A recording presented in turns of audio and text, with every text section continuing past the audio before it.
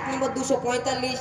আপনার এই দানটা আপনি যখন দান করবেন এটা ঋণ হিসাবে, কর্জে হাসানা হিসাবে আল্লাহ সুবহানাহু ওয়া তাআলা গ্রহণ করবেন এবং আপনার জন্য এই দানকে বর্ধিত করবেন। একটা আম হাদিস আছে ইবনে মাজাহ কিতাবুস সিয়াম হাদিস নম্বর 1638। আল্লাহর রাসূল সাল্লাল্লাহু আলাইহি সাল্লাম বলেছেন যে আদম সন্তানের নেক আমল 10 থেকে 700 গুণ পর্যন্ত বর্ধিত করা হয়, বাড়ানো হয়। কয় থেকে বললাম? 10 থেকে 700 গুণ। এটা হচ্ছে আমলের কোয়ালিটি, ইবাদতের কোয়ালিটি অনুযায়ী বাড়ানো হয়। তো আপনি যদি দান করেন তাহলে এর নেকি হচ্ছে অপরিসীম। আল্লাহর রাসূল সাল্লাল্লাহু আলাইহি সাল্লাম বলেছেন, সহিহ বুখারী কিতাবুজ যাকাত হাদিস নম্বর 1410, যেই ব্যক্তি তার হালাল উপার্জন থেকে আল্লাহ সুবহানাহু ওয়া তাআলার পথে, আল্লাহ সুবহানাহু ওয়া তাআলার রাস্তায় একটি খেজুর সমপরিমাণ দান করে, আল্লাহ সুবহানাহু ওয়া তাআলা তার দানটা ডান হাতে গ্রহণ করেন। আর আল্লাহ সুবহানাহু ওয়া তাআলা পবিত্র এবং তিনি পবিত্র ব্যতীত, হালাল উপার্জন ব্যতীত কোনো ইবাদত গ্রহণ করেন না, দান সাদাকা গ্রহণ করেন না। ইবাদত কবুলের একটা শর্ত হচ্ছে হালাল উপার্জন। আপনার যদি হারাম উপার্জন হয়ে যায়, আপনার উপার্জন যদি হারাম হয়, তাহলে আল্লাহ সুবহানাহু ওয়া তাআলা আপনি যে ইবাদত করবেন এই ইবাদতের কবুলের ক্ষেত্রে একটা প্রতিবন্ধকতা। সেজন্য আপনি যদি আপনার হালাল উপার্জন থেকে একটি খেজুর পরিমাণ সাদাকা করেন, দান করেন, তাহলে আল্লাহ সুবহানাহু ওয়া তাআলা সেই দানটা, সেই সাদাকাটা ডান হাতে গ্রহণ করেন। অতঃপর সেই দানটাকে আল্লাহ সুবহানাহু ওয়া তাআলা প্রতিপালন করতে থাকেন, লালন পালন করতে থাকেন। যেমনই ভাবে তোমরা তোমাদের ঘোড়ার বাছুরকে লালন পালন করো। আল্লাহ রাসূল উদাহরণ দিচ্ছে যে তোমরা যেমন তোমাদের ঘোড়া রয়েছে, এই ঘোড়ার যে বাছুর রয়েছে, এই বাছুরকে যেমন তোমরা লালন পালন করো, ঠিক তেমনি তোমরা খেজুর পরিমাণ একটা দান যদি করো হালাল উপার্জন থেকে, তাহলে পরে এই খেজুর পরিমাণ দানটা আল্লাহ সুবহানাহু ওয়া তাআলা ওই ঘোড়ার বাছুরের ন্যায়, ওই সন্তান লালনের ন্যায় লালন পালন করতে থাকে এবং একটা সময় সেটা বিরাট পাহাড়ের মতো হয়ে যায়। আপনি বুঝতে পারছেন? আপনি যদি দান সাদাকা করেন তাহলে এর ফজিলত হচ্ছে, এর নেকি হচ্ছে অপরিসীম। আপনাকে প্রচুর পরিমাণে নেকি দেওয়া হবে। নাম্বার 3, দান এবং সাদাকার 3 নম্বর ফজিলত হচ্ছে ফেরেশতারা দোয়া করে। আপনি যদি আল্লাহ সুবহানাহু ওয়া তাআলার পথে দান এবং সাদাকা করেন তাহলে এর জন্য ফেরেশতারা দোয়া করবে। সহিহ বুখারী কিতাবুজ যাকাত হাদিস নম্বর 1442। আল্লাহর রাসূল সাল্লাল্লাহু আলাইহি সাল্লাম বলেছেন যে প্রতিদিন সকাল বেলায় 2 জন ফেরেশতা আসমান থেকে পৃথিবীতে আগমন করে, পৃথিবীর মধ্যে চলে আসে। অতঃপর একজন ফেরেশতা বলে, হে আমার প্রতিপালক, হে আল্লাহ, তুমি দানকারীকে উত্তম প্রতিদান দাও। আর আরেকজন ফেরেশতা বলে, হে আল্লাহ, কৃপণকে তুমি ধ্বংস করে দাও। আপনি যদি দান এবং সাদাকা করেন তাহলে পরে ফেরেশতারা আপনার জন্য দোয়া করবে, আপনার জন্য দোয়া করবে যে হে আল্লাহ, এ দান করেছে, একে তুমি ক্ষমা করে দাও, একে তুমি মাফ করে দাও এবং এ দানকে তুমি গ্রহণ করে নাও। আপনি বুঝতে পারছেন? যদি আপনি দান এবং সাদাকা করেন তাহলে ফেরেশতাদের দোয়া। ফেরেশতারা হচ্ছে নিষ্পাপ, এদের কোনো পাপ নেই। আমরা তো আদম সন্তান, আমাদের পাপ রয়েছে, আমরা পাপী মানুষ, কিন্তু ফেরেশতারা আপনার জন্য দোয়া করবে, আপনার ক্ষমার জন্য দোয়া করবে, আপনাকে মাফ করে দেওয়ার জন্য দোয়া করবে যদি আপনি দান এবং সাদাকা করতে পারেন। নাম্বার 4, দান এবং সাদাকা করলে সম্পদ বৃদ্ধি হয়। আমরা বাহ্যিকভাবে দেখি যে দান এবং সাদাকা করলে সম্পদ কমে যায়, যায় কি যায় না? আপনার পকেটে 100 টাকা আছে, আপনি এখন এই 100 টাকা নিয়ে এসে এখানে দান করে দিলেন, আপনার এই সম্পদটা কমে গেল কি গেল না? গেল। কিন্তু বাহ্যিকভাবে আমাদের পকেট থেকে বেরিয়ে গেল, এটা ঠিক আছে, কমে গেল, ঠিক আছে, কিন্তু আল্লাহ রাসূল সাল্লাল্লাহু আলাইহি সাল্লাম বলেছেন না, দান এবং সাদকা করলে পরে সম্পদ কমে না। আল্লাহ সুবহানাহু ওয়া তাআলা তোমার সম্পদে বারাকা দান করে। আল্লাহ সুবহানাহু ওয়া তাআলা এমন সোর্স থেকে, এমন জায়গা থেকে তোমাকে রিজিক দেয়, তোমাকে সম্পদ দেয় যে তুমি অনুভব করতে পারবে না, তুমি উপলব্ধি করতে পারবে না। আল্লাহ রাসূল সাল্লাল্লাহু আলাইহি সাল্লাম বলেছেন, সহিহ মুসলিম হাদিস নম্বর 2588, যে দান সাদাকা করলে পরে সম্পদ কমে না। যে ব্যক্তি মানুষের অপরাধকে ক্ষমা করে দেয়, আল্লাহ সুবহানাহু ওয়া তাআলা তার মর্যাদাকে বৃদ্ধি করে দেন। আপনি যদি মানুষের অপরাধ, মানুষ একজন ভুল করে ফেলেছে, রাস্তা দিয়ে যাচ্ছিল, ভুলবশত আপনাকে একটা ধাক্কা মেরে দিয়েছে, সাইকেলে যেতে গিয়ে আপনাকে একটা ধাক্কা মেরে দিয়েছে, এই যে ভুল করেছিল, এই ভুল করার দরুন আপনি যদি তাকে ধাক্কা মেরে দেন, তাহলে পরে এটা আপনার মর্যাদা বৃদ্ধি করে না। মর্যাদা কোনটা বৃদ্ধি করে? যে সে ভুল করেছে, আপনি তাকে ক্ষমা করে দিলেন, যে তার ভুল হয়ে গেছে, তাহলে পরে আল্লাহ সুবহানাহু ওয়া তাআলা আপনার মর্যাদা বৃদ্ধি করে দেবেন। যেই ব্যক্তি আল্লাহ সুবহানাহু ওয়া তাআলাকে সন্তুষ্ট করার জন্য মানুষের সঙ্গে ভালো আচরণ করে, সদাই আচরণ করে, আল্লাহ সুবহানাহু ওয়া তাআলা তার সম্মানকে বাড়িয়ে দেয়। তাহলে যেই পয়েন্টে আমরা ছিলাম, আপনি যদি দান এবং সাদাকা করেন, তাহলে আল্লাহ সুবহানাহু ওয়া তাআলা আপনার সম্পদ বৃদ্ধি করে দিবেন, বাড়িয়ে দিবেন। যেই সম্পদ রয়েছে, একটা সময় দেখবেন দান সাদাকা করার দরুন আপনার সম্পদ বেড়ে গেছে, আপনার সম্পদে বারাকা দিয়ে দিয়েছে আল্লাহ সুবহানাহু ওয়া তাআলা। নাম্বার 5, দান এবং সাদাকার ফজিলত হচ্ছে, দান সাদাকা করলে পরে মানব জাতির কল্যাণ হয়, মানুষের উপকার হয়। স্বাভাবিকভাবেই সেটা একজন গরিব মানুষ, যে অর্থনৈতিকভাবে দুর্বল, তেমন ভাবে উপার্জন করতে পারে না, প্রতিবন্ধী মানুষ, নিজে কাজ করার ক্ষমতা রাখে না, অন্ধ মানুষ, এমন মানুষ আপনারা দেখবেন যে অন্ধ মানুষ চোখে দেখতে পায় না, 2 চোখই তার অন্ধ, এই ব্যক্তিকে যদি আপনি দান করেন, তার কল্যাণ হবে কি হবে না? হবে। দান সাদাকা হচ্ছে মানুষের জন্য কল্যাণকর, মানুষের উপকার হয়, মানুষের মধ্যে স্বচ্ছতা আসে, একজন অভাবী মানুষের অভাব দূর হয়ে যায়। আপনি যদি দান সাদাকা করেন, তাহলে মানব জাতির এটা কল্যাণ হয়। যেমন আজকে আপনার জালসা দিয়েছে, কেন বলেন তো? জালসার উদ্দেশ্য হচ্ছে যে মক্তবের যে শিক্ষা ব্যবস্থা, এই শিক্ষা ব্যবস্থাকে মজবুত করবে এবং শিশু মাদ্রাসা প্রতিষ্ঠা করবে। তো এই যে মক্তবের শিক্ষা উন্নতি করতে গেলে এবং শিশু মাদ্রাসা প্রতিষ্ঠা করতে গেলে অর্থের প্রয়োজন আছে না নাই? আছে। এবং কারো একার পক্ষে এটা সম্ভব নয়। মানুষের সাহায্য নিয়ে, একে অপরের সহযোগিতার মাধ্যমে এই মক্তব এবং শিশু মাদ্রাসা প্রতিষ্ঠা করা সম্ভব। এই যে আপনি সহযোগিতা করলেন, এই যে দান করলেন, এতে মানব জাতির কল্যাণ হলো কি হলো না? মানুষরা, ছোট ছোট ছেলেরা পড়াশোনা করবে, তাদের জ্ঞান এখান থেকে তারা অর্জন করবে। দান সাদাকা হচ্ছে এমন একটি ইবাদত বা এমন একটি বিষয় যাতে মানব জাতির কল্যাণ হয়। আল্লাহ রাসূল সাল্লাল্লাহু আলাইহি সাল্লাম বানী ইসরাইলের একটা ঘটনা বলেছেন, সহিহ বুখারী কিতাবুজ যাকাত হাদিস নম্বর 1421, সহিহ মুসলিম কিতাবুজ যাকাত হাদিস নম্বর 1022, যে বানী ইসরাইলের এক ব্যক্তি বলল, আজকে রাত্রে আমি দান করব। সেই জন্য কিছু দান নিয়ে, কিছু সাদাকা নিয়ে সে বের হলো। বের হয়ে একজন চোরকে তার সে দান ভুলবশত দিয়ে ফেললো। কাকে দিল বলেন তো?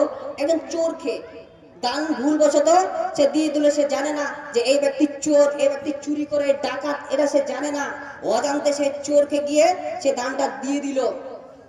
তখন সকালবেলায়, ভোরবেলায় মানুষে বলা বলি করতে লাগলো যে আজকে একজন ব্যক্তি একজন চোরকে দান করেছে। তখন সে বলছে, যে ব্যক্তি দান করেছিল সেই ব্যক্তি বলছে, সমস্ত প্রশংসা আল্লাহ সুবহানাহু ওয়া তাআলার। হে আল্লাহ, আমি ভুলবশত আমি একজন চোরকে দান করে ফেলেছি, অবশ্যই অবশ্যই আমি আবার দান করব। সেই জন্য সে আবার বের হলো যে দান করার উদ্দেশ্য। এবার সে একজন ব্যভিচারিণীকে দান করে দিয়েছে, যে ব্যভিচার করে, যে জেনা করে, এই ব্যভিচারিণীকে দান করে দিয়েছে। সকালবেলায়, ভোরবেলায় মানুষে বলা বলি করছে যে আজকে রাত্রিবেলায় একজন দান করেছে। যাকে দান করেছে সে হচ্ছে ব্যভিচারিণী মহিলা, জেনাকারী মহিলাকে দান করেছে। তখন সে আবার বলছে, সমস্ত প্রশংসা আল্লাহ সুবহানাহু ওয়া তাআলার। আজকে আমি ব্যভিচারিণীকে দান করে ফেলেছি, অবশ্যই অবশ্যই আমি আবার দান করব।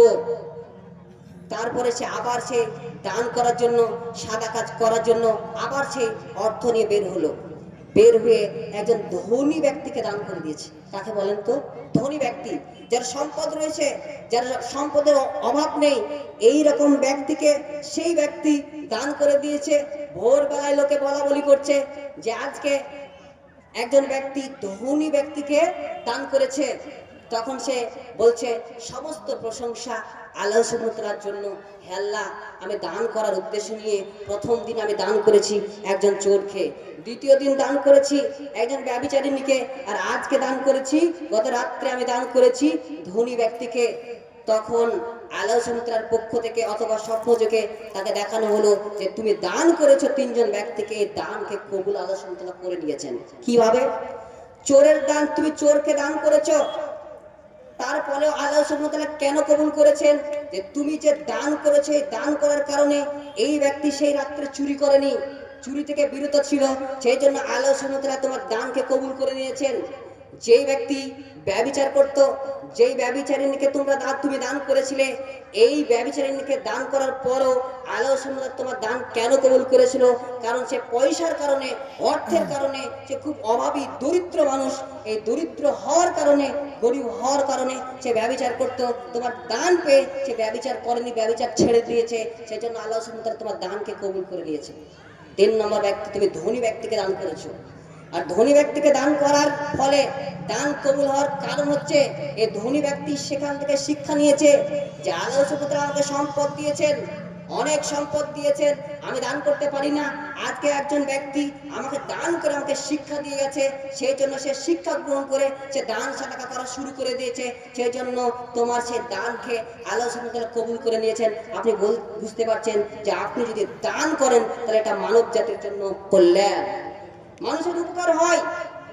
নাম্বার 6, দান সাদাকা হচ্ছে সাদকায়ে জারিয়া। আপনি যদি দান সাদাকা করেন তাহলে হচ্ছে সাদকায়ে জারিয়া। আল্লাহ রাসূল সাল্লাল্লাহু আলাইহি সাল্লাম বলেছেন, সহিহ মুসলিম কিতাবুল ওয়াসিয়াত হাদিস নাম্বার 1631, আল্লাহ রাসূল সাল্লাল্লাহু আলাইহি সাল্লাম বলেছেন, মানুষ যখন মারা যায় সমস্ত আমল বন্ধ হয়ে যায় 3টি আমল ব্যতীত। কয়টি আমল? 3টি। একজন মানুষ জীবিত আছে, এই জীবিত থাকার দরুন সে 5 ওয়াক্ত সালাত আদায় করে। একজন মানুষ জীবিত রয়েছে, জীবিত থাকার দরুন সে সিয়াম পালন করে। একজন মানুষ জীবিত রয়েছে, জীবিত থাকার দরুন সে কোরআন তেলাওয়াত করে। একজন মানুষ জীবিত রয়েছে, জীবিত থাকা অবস্থায় জিকির করে। কিন্তু এই মানুষটা যখন মারা যায় এই আমলগুলো করা বন্ধ হয়ে যায় কি যায় না? কথা বলেন। বন্ধ হয়ে যায়, সালাত আদায় করতে পায় না, কারণ সে পৃথিবীতে নেই। দান সাদাকা করতে পারে না, পৃথিবীতে নেই। জিকির আজকার করতে পারে না, সে পৃথিবীতে না থাকার কারণে সে এই সমস্ত আমল করতে পায় না। করতে যেহেতু পায় না, সেজন্য নেকিও পায় না। কিন্তু এমন 3টি আমল রয়েছে যে সমস্ত আমল বন্ধ হয়ে গেলেও এই 3টি আমলের নেকি চালু থাকে। নাম্বার 1, সাদকায়ে জারিয়া। সাদকায়ে জারিয়া হচ্ছে প্রবাহমান দান। সাদকা মানে হচ্ছে দান, জারিয়া মানে হচ্ছে প্রবাহমান দান, যে দান চলতেই থাকবে। আপনি এমন দান করেছেন যেই দান করার দরুন আপনি মারা গেছেন, তারপরেও মানুষ উপকার পাচ্ছে। আপনি একটা মসজিদে ফ্যান দিয়েছেন, এই ফ্যান দেওয়ার দরুন আপনি ফ্যান দান করে মারা গেছেন, এই যে ফ্যান ঘুরছে, এই ফ্যান ঘুরে যতদিন মানুষ হাওয়া খাবে ততদিন আপনি কবরে শিও নেকি পাবেন, কারণ মানুষ উপকার পাচ্ছে। আপনি একটা কোরআন দান করেছেন মসজিদে, একজন ব্যক্তিকে দান করেছেন।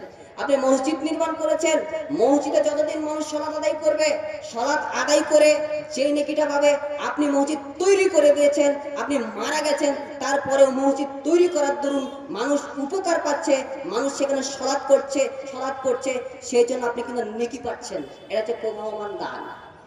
আজকে এখানে শিশু মাদ্রাসা প্রতিষ্ঠা হবে, আপনি এখানে মাদ্রাসার জন্য দান করবেন, মক্তবের শিক্ষা উন্নতি করবেন, উন্নতি হবে, এখানে ছেলেমেয়েরা পড়াশোনা করবে, আপনি এখানে দান করে যাবেন। এটা হচ্ছে সাদকায়ে জারিয়া। যতদিন মক্তব থাকবে, যতদিন শিশু মাদ্রাসা থাকবে এবং এখান থেকে ছেলেমেয়েরা শিক্ষা অর্জন করবে, শিক্ষা অর্জন করে যেই নেকিটা পাবে আপনি দান করেছেন, তার জন্য আল্লাহ সুবহানাহু ওয়া তাআলা আপনাকে মারা যাওয়ার পরেও এই দানের আপনি নেকি পাবেন। এটা হচ্ছে সাদকায়ে জারিয়া। নাম্বার 2, এমন সন্তান, যেই সন্তান আপনি মারা যাবেন তারপরেও আপনার জন্য দোয়া করবে। নেক সন্তান, নেক সন্তান, ভালো সন্তান আপনি তৈরি করে গেছেন, কোরআন এবং সহিহ সুন্নাহর জ্ঞান দিয়ে গেছেন, মানুষকে দাওয়াত দেয়, ভালো কাজ করে, মাদ্রাসায় পড়ে, কোরআন তেলাওয়াত করে, মানুষকে ভালো ভালো দাওয়াত দেয়, আপনার মারা যাওয়ার পর আপনার জন্য দোয়া করে। এই যে সন্তান, নেক সন্তান, এই নেক সন্তান আপনার জন্য সাদকায়ে জারিয়া। নাম্বার 3, এমন ইলম, যে ইলম দ্বারা মানুষ উপকার পেতে থাকবে, এটা হচ্ছে সাদকায়ে জারিয়া।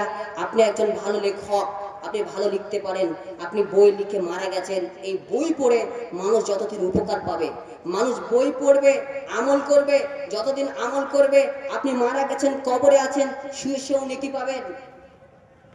আপনি ভালো আলোচনা করেন, আপনি দাওয়াতি কাজ করেন, আপনার দাওয়াতি কাজ করার দরুন মানুষ আপনার দাওয়াত পেয়ে সালাত আদায় শুরু করেছে, আপনি মারা গেছেন, আপনি মারা যাওয়ার পরও এর নেকি আপনি পেতে থাকবেন। এটা হচ্ছে সাদকায়ে জারিয়া। দান সাদাকা এমন একটি বিষয় যেটা হচ্ছে সাদকায়ে জারিয়া।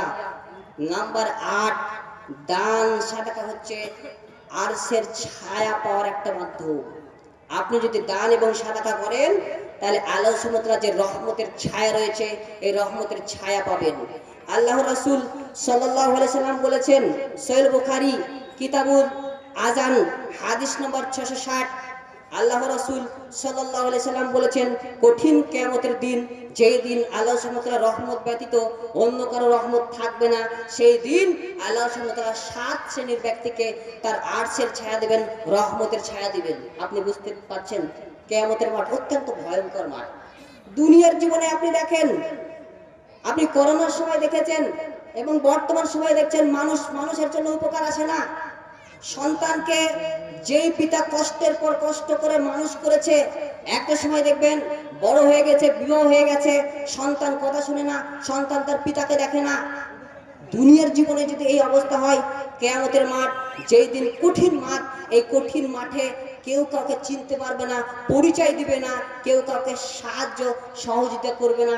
এই কঠিন মুহূর্তে আল্লাহ সুবহানাহু ওয়া তাআলা 7 শ্রেণীর ব্যক্তিকে তার রহমতের ছায়া দেবেন, আরশের ছায়া দেবেন।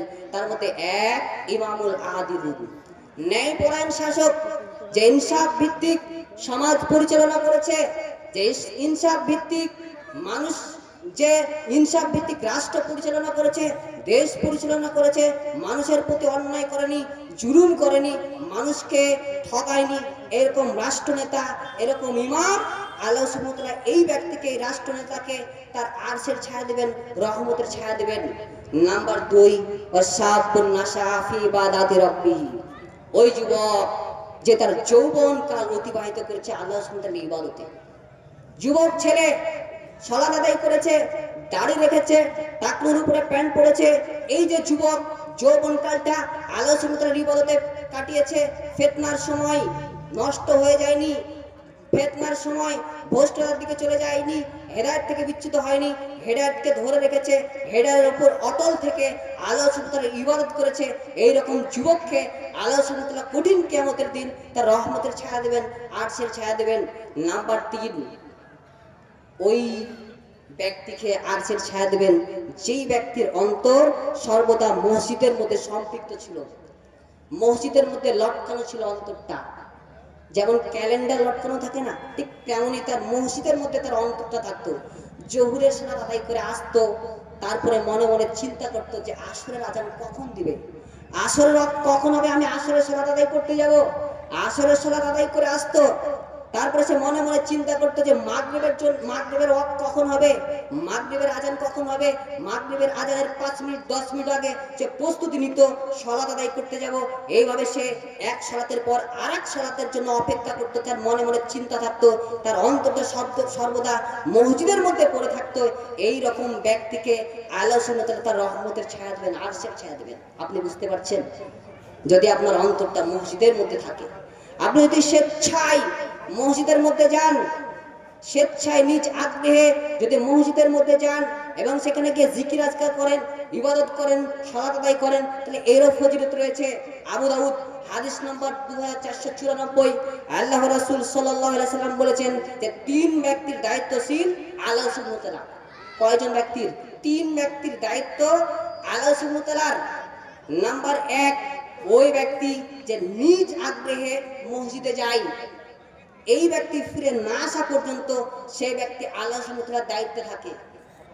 নাম্বার 2, ওই ব্যক্তি যে জিহাদের ময়দানে চলে গেছে, যুদ্ধের ময়দানে চলে গেছে, এই ব্যক্তি ফিরে না আসা পর্যন্ত আল্লাহ সুবহানাহু ওয়া তাআলার দায়িত্বে থাকে। নাম্বার 3, ওই ব্যক্তি, যে ব্যক্তি বাড়িতে প্রবেশ করে, যখন প্রবেশ করার সময় তার পরিবার পরিজনের উদ্দেশ্যে সালাম বিনিময় করে, সালাম দেয়, এই ব্যক্তিও আল্লাহ সুবহানাহু ওয়া তাআলার দায়িত্বে থাকে। আপনি যদি বাড়িতে সালাম দিয়ে প্রবেশ করতে পারেন, তাহলে আপনি আল্লাহ সুবহানাহু ওয়া তাআলার হেফাজতে থাকবেন, দায়িত্বে থাকবেন। তো 7 শ্রেণীর ব্যক্তির মধ্যে 3 নম্বর শ্রেণী হচ্ছে ওই ব্যক্তি যার অন্তর মসজিদের মধ্যে লটকানো ছিল, সর্বদা মসজিদের মধ্যে লটকানো থাকতো। নাম্বার 4, ওই 2 ব্যক্তি যারা পরস্পরকে ভালোবাসতো আল্লাহ সুবহানাহু ওয়া তাআলার জন্য, তারা পরস্পর একত্রিত হতো আল্লাহ সুবহানাহু ওয়া তাআলার জন্য, তারা পরস্পর বিচ্ছিন্ন হতো আল্লাহ সুবহানাহু ওয়া তাআলার জন্য, এই 2 ব্যক্তিকে আল্লাহ সুবহানাহু ওয়া তাআলা তার আরশের ছায়া দিবেন। নাম্বার 5, ওই যুবক, যেই যুবককে একজন সুন্দরী নারী, একজন সুন্দরী সম্ভ্রান্ত পরিবারের নারী জেনার জন্য আহ্বান করে যে আসো, তুমি আমার সঙ্গে জেনা করবে, প্রেম করবে, অবৈধ সম্পর্ক আমার সঙ্গে তৈরি করবে। তখন সে বলে ইন্নী আখাফুল্লাহ, আমি আল্লাহ সুবহানাহু ওয়া তাআলাকে ভয় করি। এই যুবককে আল্লাহ সুবহানাহু ওয়া তাআলা আরশের ছায়া দিবেন, তার রহমতের ছায়া দিবেন। নাম্বার 6, ওই ব্যক্তি যে এমন গোপনে দান করে, এমন গোপনে দান করে, এমন গোপনে দান করে যে তার ডান হাত কি দান করলো, ক টাকা দান করলো, এটা বাম হাতও টের পায় না, এত গোপনে দান করে। এই যে গোপনে দান করে, এই গোপন দানকারী ব্যক্তিকে আল্লাহ সুবহানাহু ওয়া তাআলা তার রহমতের ছায়া দিবেন। আপনি বুঝতে পারছেন? নাম্বার 7, ওই ব্যক্তি গভীর রাত্রে উঠে নির্জন মুহূর্তে আল্লাহ সুবহানাহু ওয়া তাআলার ইবাদত করে, জিকির আজকার করে, আল্লাহ সুবহানাহু ওয়া তাআলার ইবাদত করে, তাহাজ্জুদের সালাত আদায় করে, নিজের পাপের জন্য ক্ষমা চায়, মাপ চায়। আর এই মাপ চাইতে গিয়ে, ক্ষমা চাইতে গিয়ে, আল্লাহ সুবহানাহু ওয়া তাআলার নিকট মাপ চাইতে গিয়ে তার চোখ দিয়ে অশ্রু প্রবাহিত হয়। এই ব্যক্তিকে আল্লাহ সুবহানাহু ওয়া তাআলা তার রহমতের ছায়া দিবেন, আরশের ছায়া দিবেন। আপনি বুঝতে পারছেন? যেই পয়েন্টটা আমরা নিয়ে এসেছি, আপনি যদি দান এবং সাদাকা করেন, তাহলে এর একটা ফজিলত হচ্ছে আপনি রহমতের ছায়া দিবেন। গোপন দান করবেন, মানুষকে জানানোর প্রয়োজন নেই। মানুষকে জানিয়ে কি হবে? আপনি প্রতিদান চাইবেন তো আল্লাহ সুবহানাহু ওয়া তাআলার কাছে, এর প্রতিদান দিবে তো আল্লাহ সুবহানাহু ওয়া তাআলা। তো আপনি মানুষের কাছে বা মানুষকে দেখানোর উদ্দেশ্যে কেন দান করবেন? মানুষকে দেখানোর উদ্দেশ্যে দান করবেন না, একমাত্র আল্লাহ সুবহানাহু ওয়া তাআলাকে সন্তুষ্ট করার জন্য গোপনে আসবেন। যেই জায়গায় দান করার জন্য ব্যবস্থা রাখা হয়েছে, সেই জায়গায় গিয়ে আপনি দান করবেন। এই দান যদি আপনি গোপনে করতে পারেন, তাহলে এর ফজিলত হচ্ছে আপনি আরশের ছায়া পাবেন, রহমতের ছায়া পাবেন। তাহলে পরে দান এবং সাদাকার গুরুত্ব এবং ফজিলত বললাম। কয়টি ফজিলত বললাম বলেন তো? 8টি বলেছি, মুখস্থ আছে। আলোচনা মুখস্থ করতে হবে বলেছি, 8টি ফজিলতের কথা বলেছি। পরে একবার আলোচনাটা রিপিট করে দেব। এবার আসেন, কোন দান এবং সাদাকা উত্তম, কোন দান সাদাকাটা উত্তম, কোন সময়ের, এবং কোন দানটা উত্তম দান, এই প্রসঙ্গে কিছু কথা বলি।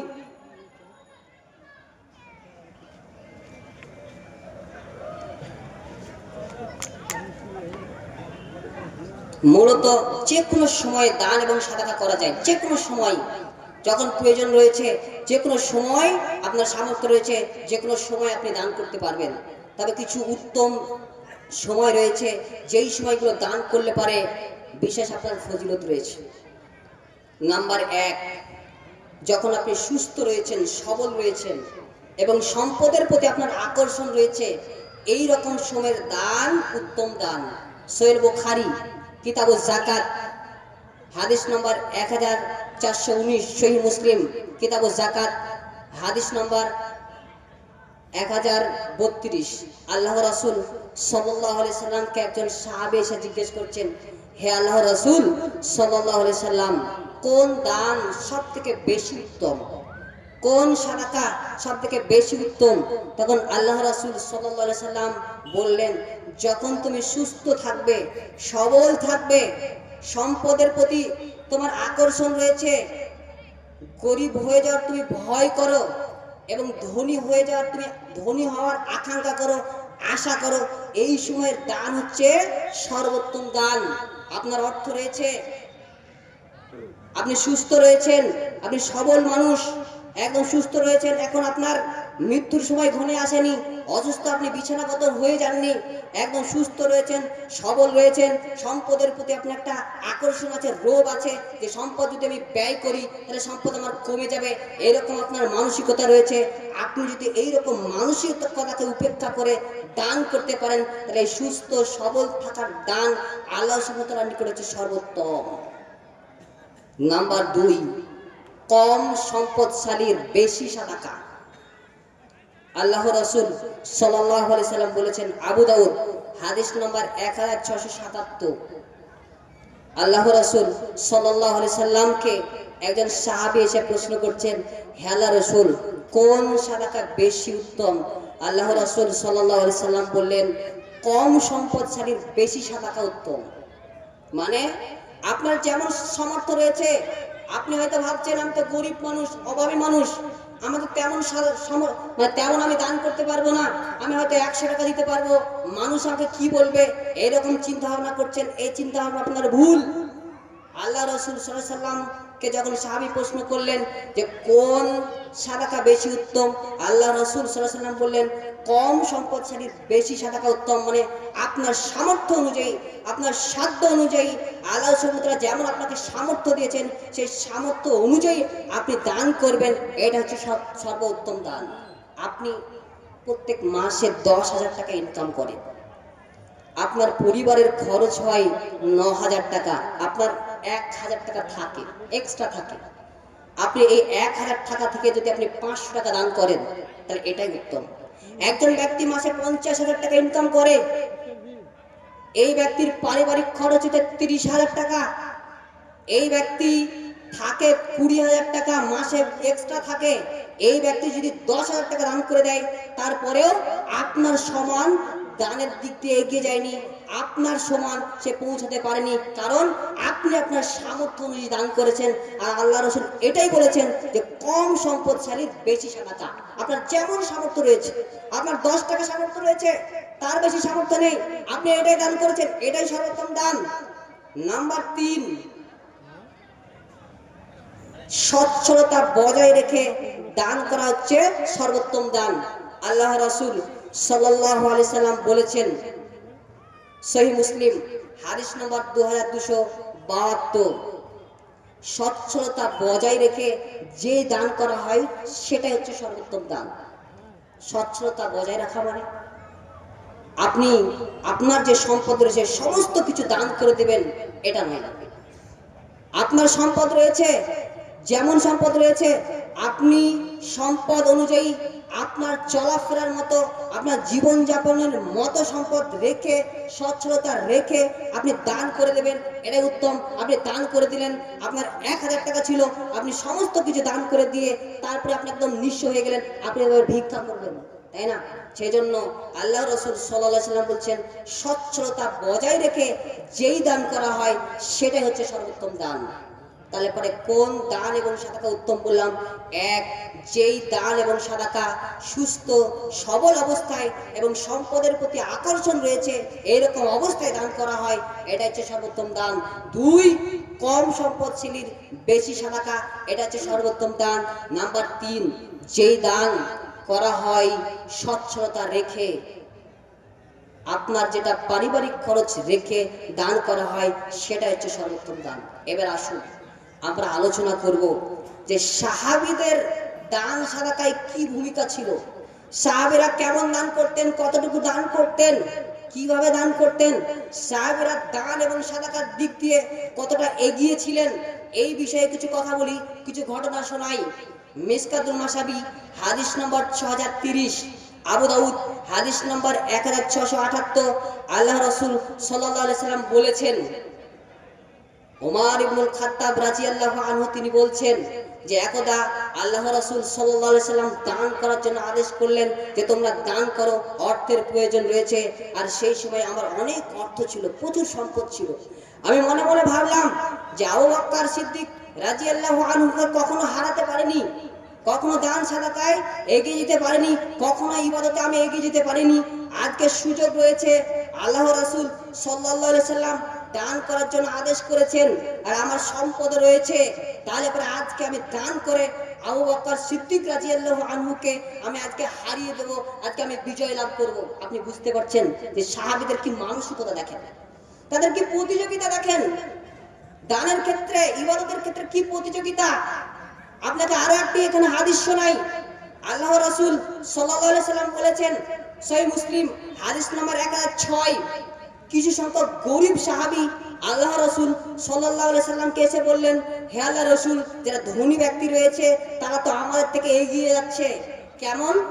আমরা যেমন সালাত আদায় করি তারাও সালাত আদায় করে, আমরা যেমন সিয়াম পালন করি তারাও সিয়াম পালন করে, আমরা যেমন কোরআন তেলাওয়াত করি তারাও কোরআন তেলাওয়াত করে, আমরা যেমন জিকির আজকার করি তারাও জিকির আজকার করে, কিন্তু তাদের যে অতিরিক্ত সম্পদ রয়েছে এই অতিরিক্ত সম্পদ আল্লাহ সুন্নাহর পথে ব্যয় করে তারা এগিয়ে যাচ্ছে। আপনি বুঝতে পারছেন সাহাবীদের চিন্তা ভাবনা দেখেন, সাহাবীদের ইবাদতের প্রতি একটা আগ্রহ কতটা ছিল দেখেন। তখন আল্লাহ রাসূল সাল্লাল্লাহু আলাইহি সাল্লাম বললেন, এমন কিছু বিষয় আল্লাহ সুবহানাহু ওয়া তাআলা তোমাদের জন্য রেখেছেন যেইগুলো করে তোমরা দান সাদাকার সমান নেকি পাবে। সুবহানাল্লাহ বলবে এটা সাদাকা, আলহামদুলিল্লাহ বলবে এটা সাদাকা, লা ইলাহা ইল্লাল্লাহ বলবে এটা সাদাকা, মানুষকে সৎ কাজের আদেশ দিবে, অসৎ কাজের নিষেধ করবে এটাও সাদাকা। এমনকি তোমাদের শরীরের মধ্যেও সাদাকা রয়েছে, তোমরা তোমাদের জৈবিক চাহিদা পূরণ করবে, স্ত্রী সহবাস করবে, এটাও সাদাকা। তখন সাহাবীরা আল্লাহ রাসূল সাল্লাল্লাহু আলাইহি সাল্লামকে বললেন, হে আল্লাহ রাসূল, আমরা আমাদের স্ত্রীদের সঙ্গে মিলিত হব, এতেও নেকি রয়েছে। আল্লাহ রাসূল সাল্লাল্লাহু আলাইহি সাল্লাম বললেন, তোমরা যদি অবৈধভাবে তোমার স্ত্রী ব্যতীত অন্য কারোর সঙ্গে যদি জেনা করতে, অন্য কারোর সঙ্গে যদি সহবাস করতে, মিলিত হতে, তাহলে কি তোমাদের অপরাধ হতো না, গুনাহ হতো না? তখন সাহাবীরা বলল, জি হ্যাঁ, তবে তোমরা বৈধভাবে তোমাদের স্ত্রীদের সঙ্গে সহবাস করবে, অতএব এটা হচ্ছে সাদাকা। আপনি বুঝতে পারছেন যে ইসলাম কতটা সহজ, এবং আপনি যদি একটু চিন্তা ভাবনা করেন এবং বিষয়গুলো যদি বিচক্ষণতার সঙ্গে কাজ করেন তাহলে কত নেকির অধিকারী হবেন। সাহাবীদের প্রতিযোগিতা ছিল ইবাদতের ক্ষেত্রে। তো উমর ইবনুল খাত্তাব রাদিয়াল্লাহু আনহু তিনি বাড়ি গেলেন, বাড়ি গিয়ে তিনার যে সম্পদ ছিল এই সম্পদকে দুই ভাগ করে এক ভাগ আল্লাহ রাসূল সাল্লাল্লাহু আলাইহি সাল্লামের নিকট এসে দিলেন আর এক ভাগ বাড়িতে রেখে দিলেন।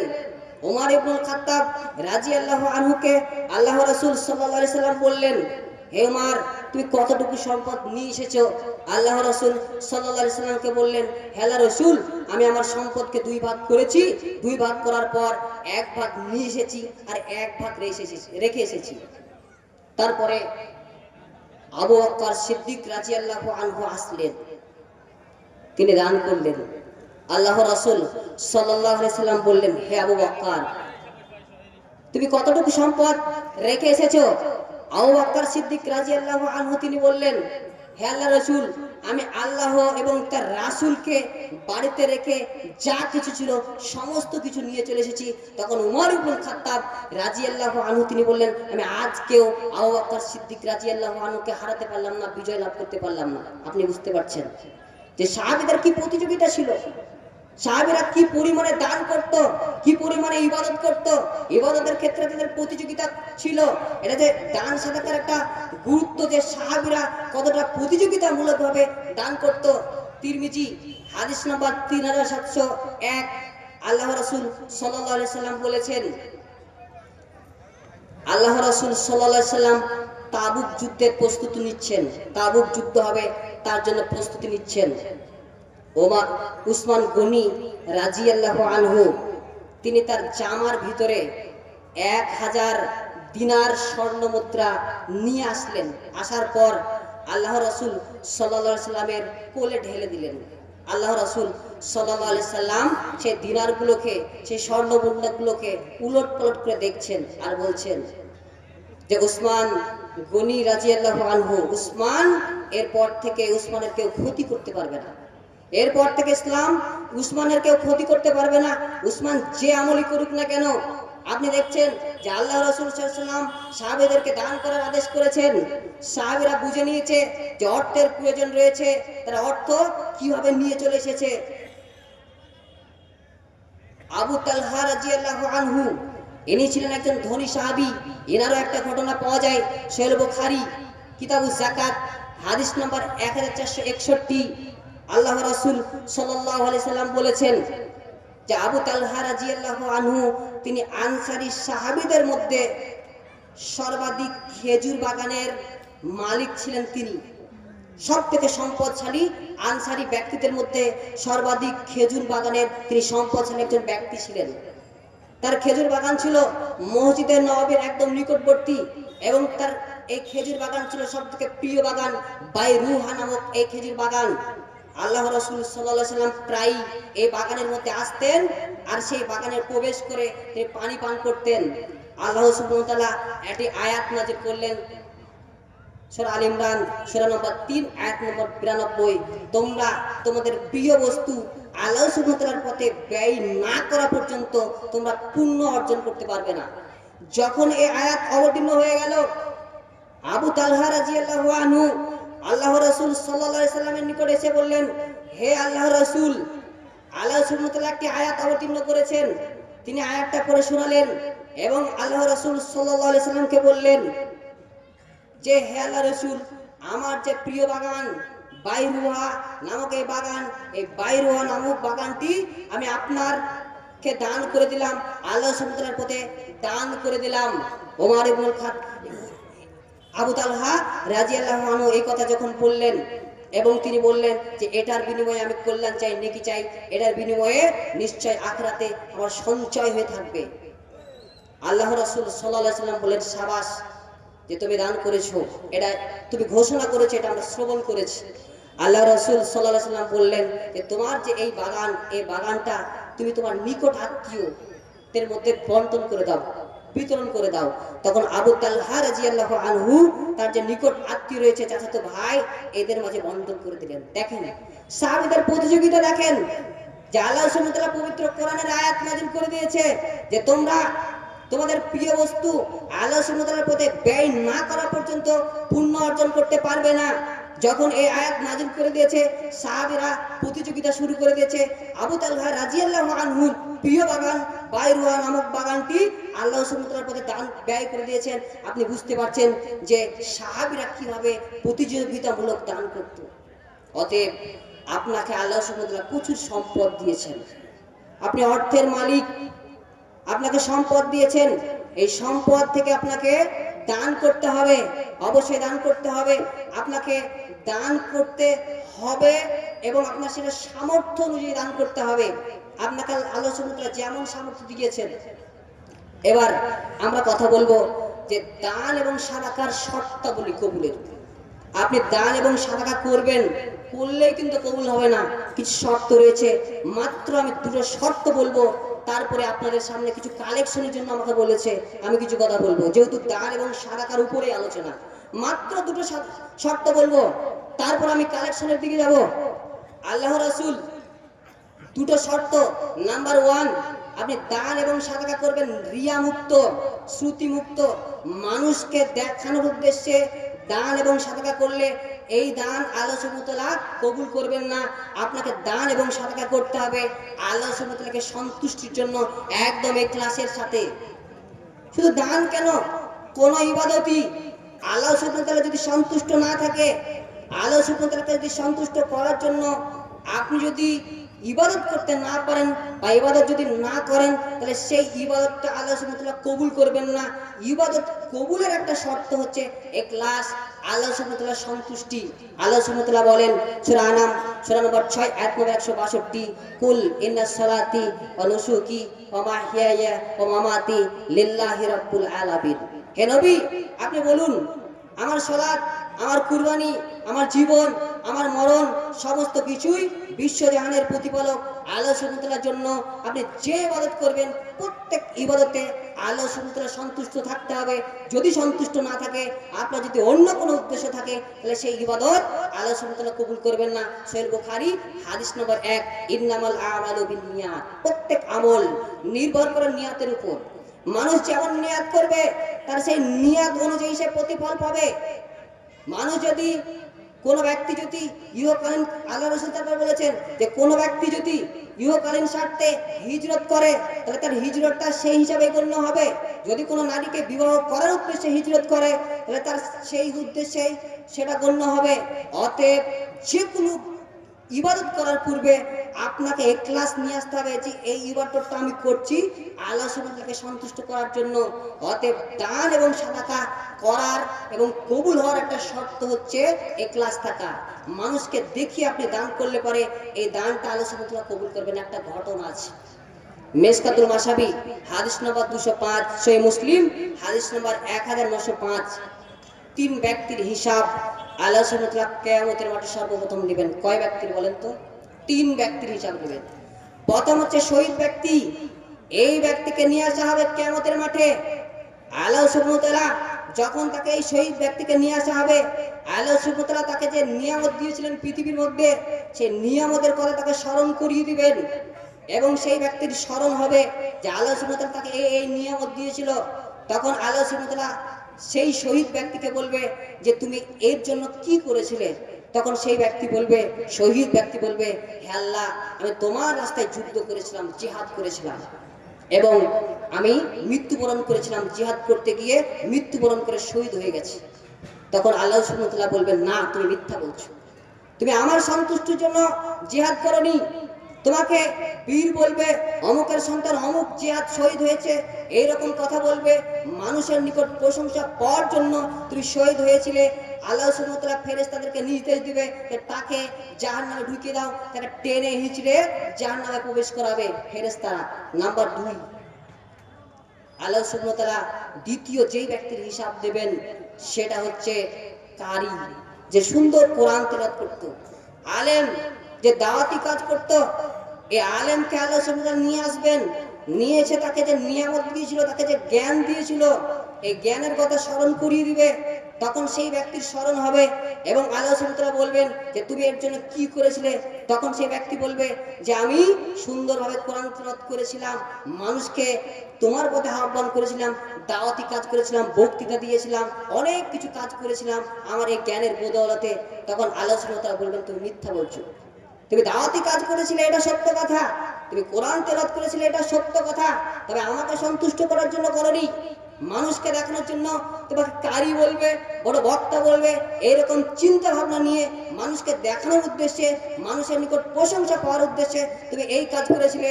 ফেরেশতাদেরকে নির্দেশ দিবেন যে তাকে জাহান্নামে ঢুকিয়ে দাও। তাকে যখন নির্দেশ দিবে ফেরেশতারা তাকে টেনে হিঁচড়ে জাহান্নামে নিয়ে যাবে। নাম্বার 3, সম্পদশালী ব্যক্তিকে নিয়ে আসবেন আল্লাহ সুবহানাহু ওয়া তাআলা।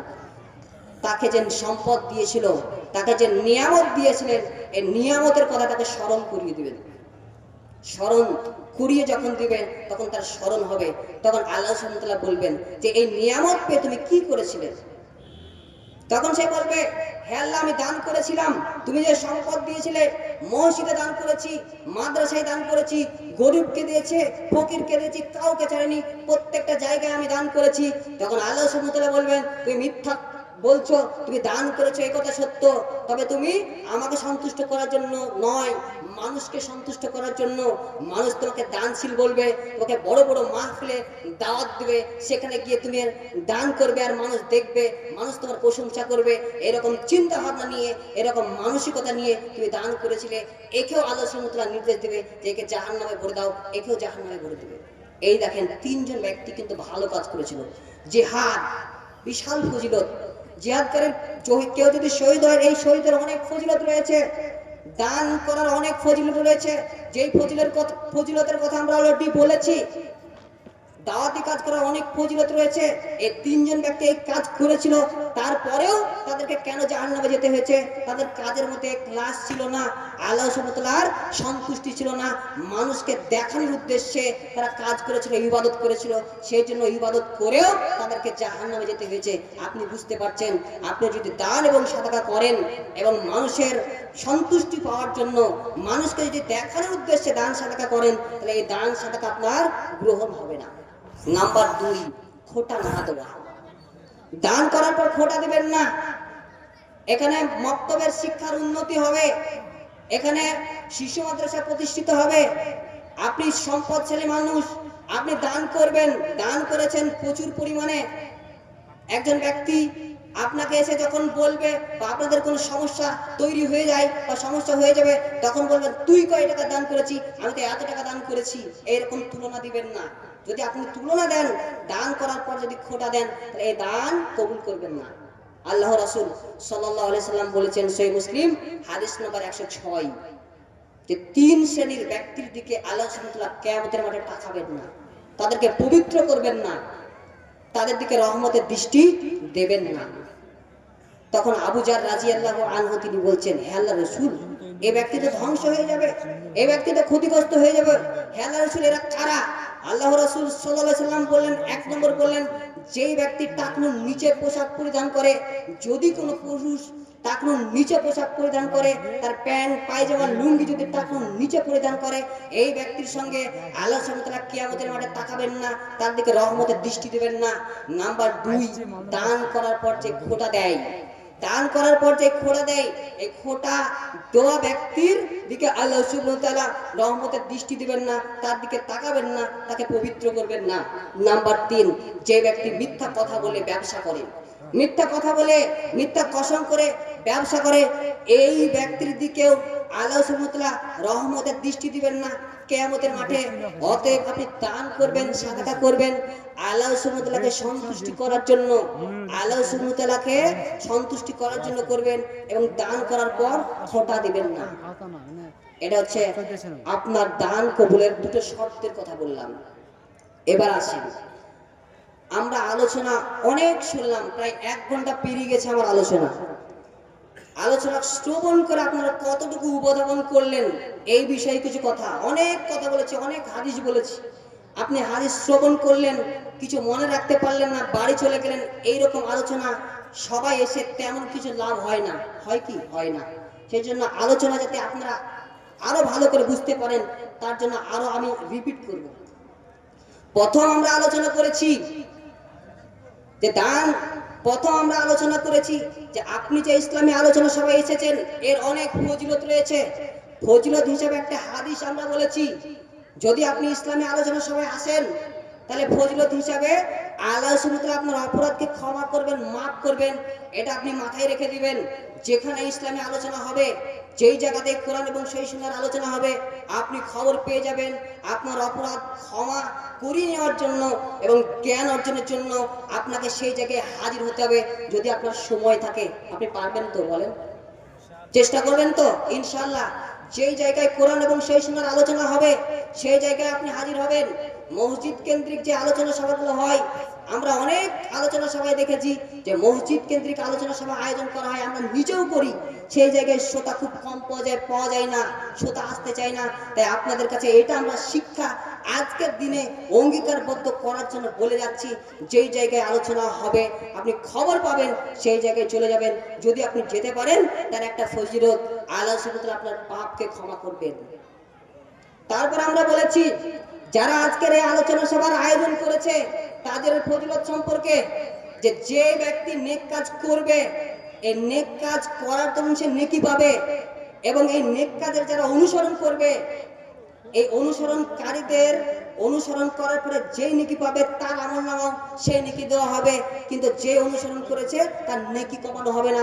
এখান থেকে আপনাকে শিক্ষা দিতে চাইছি, আপনি নেক কাজ করার চেষ্টা করবেন, এবং সমাজের মধ্যে আপনি যদি একজন দায়িত্বশীল হয়ে থাকেন, তাহলে সমাজে নেক কাজ করার ইচ্ছা করবেন।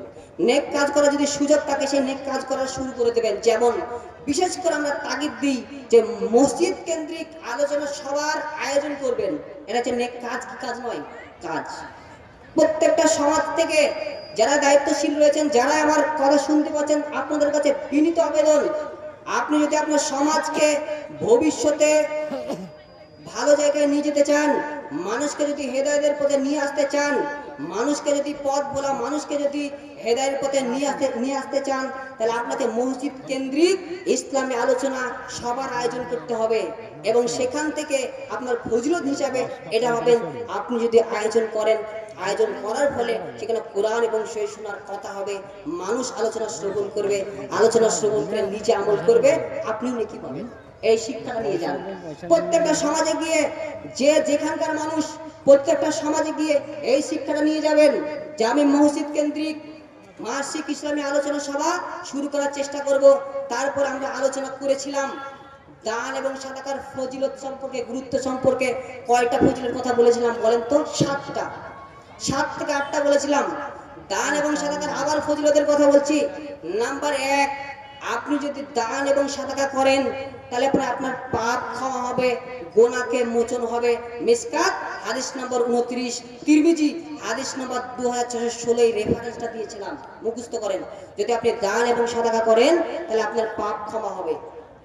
নাম্বার 2, যদি আপনি দান এবং সাদাকা করেন এটার অপরিসীম নেকি আছে, আপনি অগণিত নেকি পাবেন।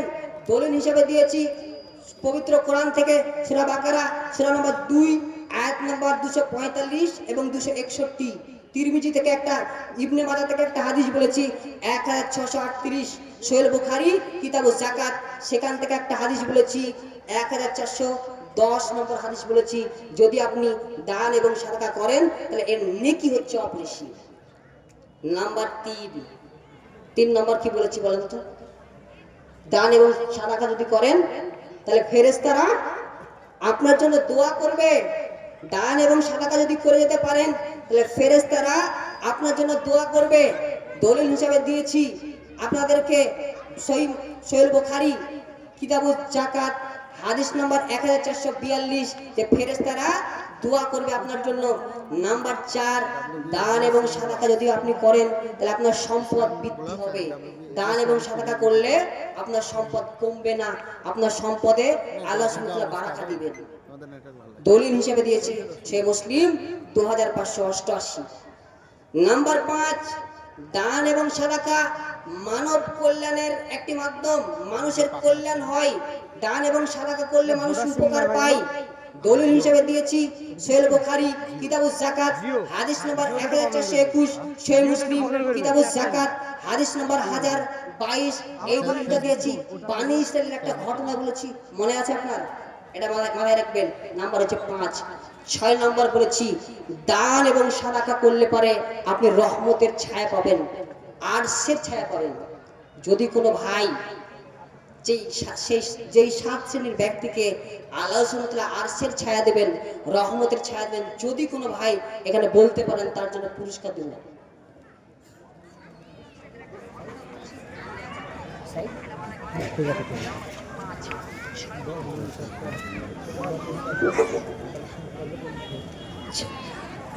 কে বলতে পারবেন যে আরশের ছায়া 7 শ্রেণীর ব্যক্তিকে আল্লাহ সুবহানাহু ওয়া তাআলা দিবেন?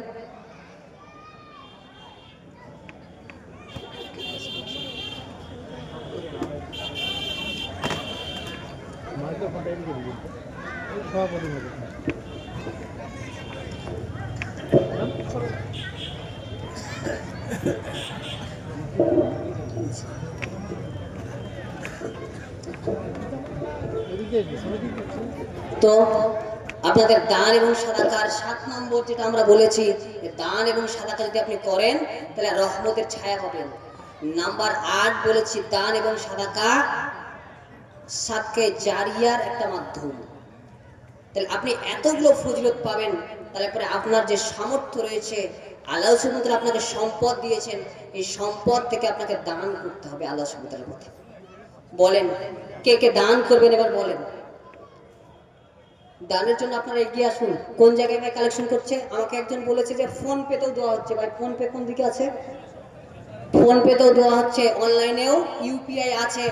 আপনারা আপনাদের স্বার্থ অনুযায়ী, সামর্থ্য অনুযায়ী দান করতে থাকেন। আসেন।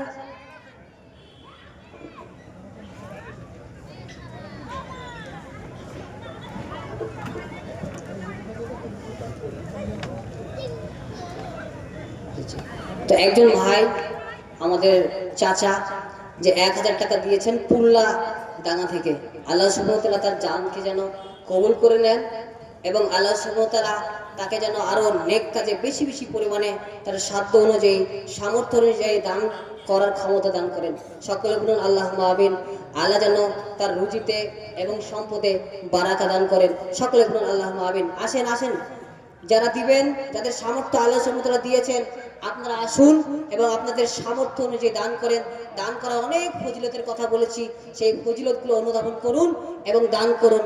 আপনাদের উত্তম সময় হিসেবে বলেছি যে দান এবং সাদাকা যদি আপনারা করেন তার উত্তম সময় রয়েছে। আপনারা এখন সুস্থ রয়েছে, আপনারা এখন সুস্থ রয়েছেন, সবল রয়েছেন, আপনার এবং সামর্থ্য রয়েছে। আর একজন ভাই বেনামে 1000 টাকা দান করেছেন। আল্লাহ যেন তেনার দানকে কবুল করেন। আল্লাহ সুবহানাহু ওয়া তাআলা যেন তেনাকে বেশি বেশি পরিমাণে নেক কাজে এরকম দান এবং সহযোগিতা করার তৌফিক দান করেন। আল্লাহ যেন তার সম্পদে বারাকা দান করেন। এই সামর্থ্য অনুযায়ী, সুস্থতা অনুযায়ী, আপনার স্বার্থ অনুযায়ী দান করবেন। আজকে দুনিয়ার কারণে, দুনিয়ার মায়ায় মানুষ আল্লাহ সুবহানাহু ওয়া তাআলার ইবাদত থেকে বঞ্চিত হয়ে যাচ্ছে। আপনার সম্পদ আছে কিন্তু আপনি দান করতে পারছেন না, কারণ আপনার সম্পদের প্রতি একটা মায়া আছে, লোভ আছে। আপনি স্ট্যাটাস বজায় রাখতে চান, সন্তানের কথা বেশি চিন্তা ভাবনা করেন, সেই জন্য আপনি দান করতে পারছেন না। আজকে দুনিয়া নিয়ে ব্যতিব্যস্ত রয়েছে, আর দুনিয়ার ব্যতিব্যস্ত থাকার কারণে আপনি কিন্তু ধ্বংসের দিকে চলে যাচ্ছেন। আল্লাহ রাসূল সাল্লাল্লাহু আলাইহি সাল্লাম বলেছেন, তিরমিজি হাদিস নাম্বার 2465, যেই ব্যক্তির চিন্তা ভাবনা হবে শুধুমাত্র দুনিয়া, শুধুমাত্র দুনিয়া, সকালবেলায় ঘুম থেকে উঠবে এবং ঘুমাতে যাওয়া পর্যন্ত শুধু দুনিয়ার দুনিয়া, শুধু উপার্জন আর উপার্জন, শুধু উপার্জনের জন্য যাবে।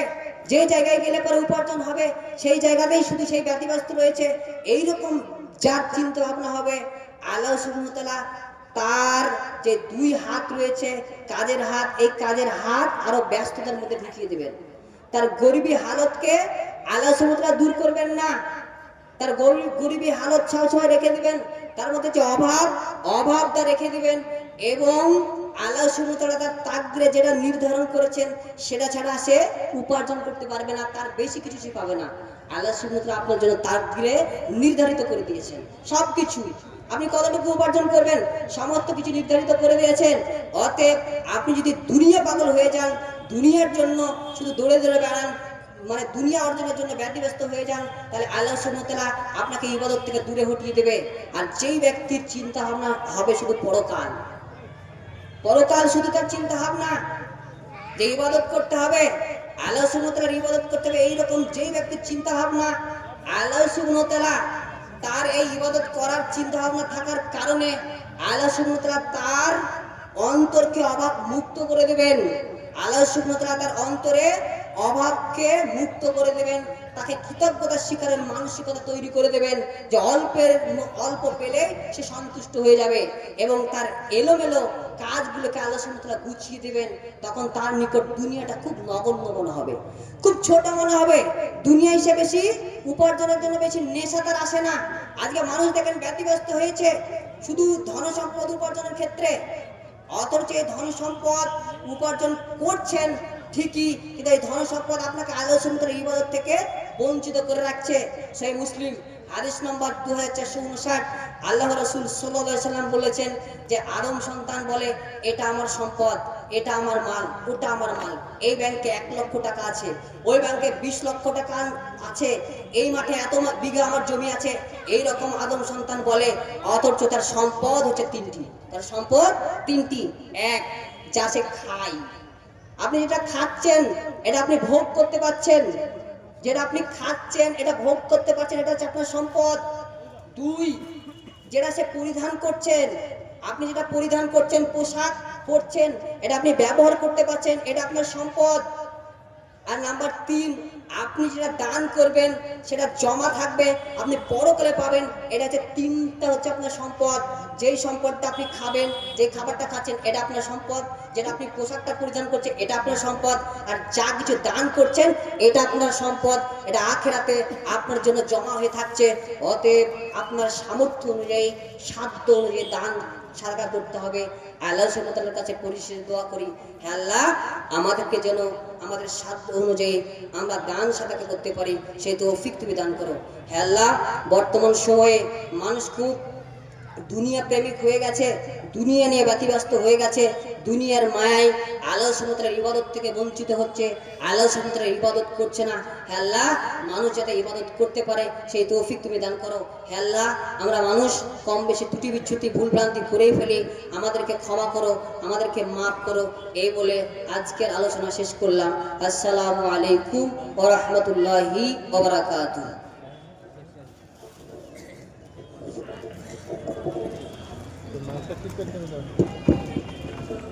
আসসালামু আলাইকুম। আলহামদুলিল্লাহ, এতক্ষণ ওবায়দুর রহমান আপনাদের সামনে কোরআন এবং সহিহ হাদিসের আলোকে মূল্যবান বক্তব্য পেশ করলেন। বলার অপেক্ষা রাখে না, আপনাদের যে শিশু মাদ্রাসা প্রতিষ্ঠা উপলক্ষে জালসা, প্রথম জালসা, প্রচুর টাকা পয়সার প্রয়োজন। জালসার প্যান্ডেলের ডান দিকে টেবিল আছে, আপনারা দান